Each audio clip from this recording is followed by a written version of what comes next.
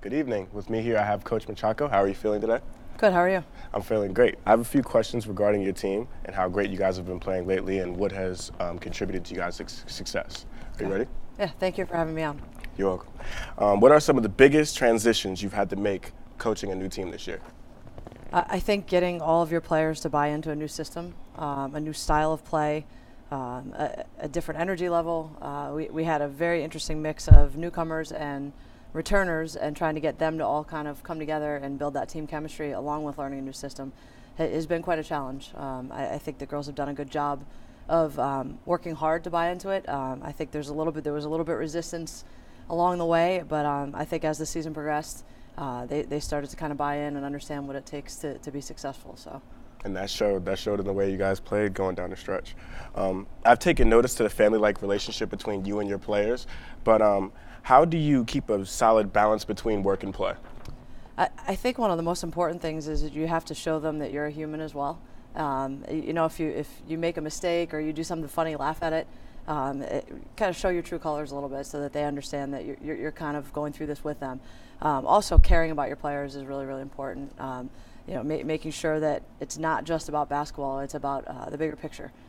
You're here to help them develop and fine-tune their basketball skills, but you're also here to help them develop and mature and grow as young women, and hopefully 4 years from now see them walk across that stage and go out into the workforce, and then years down the road get invited to their weddings and be a part of their family for their life. So I think it's important about developing relationships and showing them that you really truly do care about them as people, not just as athletes.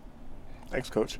What is the biggest hurdle you think the team has faced this season, and how has that made them better? How did the girls learn from it?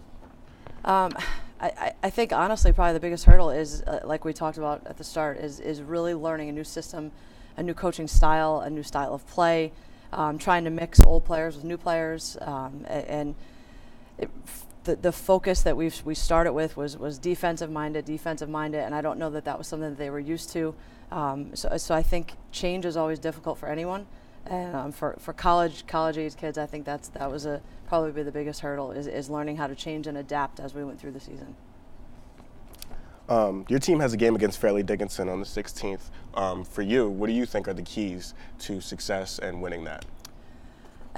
I think honestly this is probably the most important game of the year for us, and some people might question that and laugh at that, but I do, because I think that this game going into Saturday is we have an opportunity to possibly finish in a tie for 5th place, which is one game out of the playoffs. Going from where the team was in the last couple of years to being one game out of a playoff game, moving forward, I think that's a huge confidence booster for us. I think there's not very many teams that get to finish their season with a win.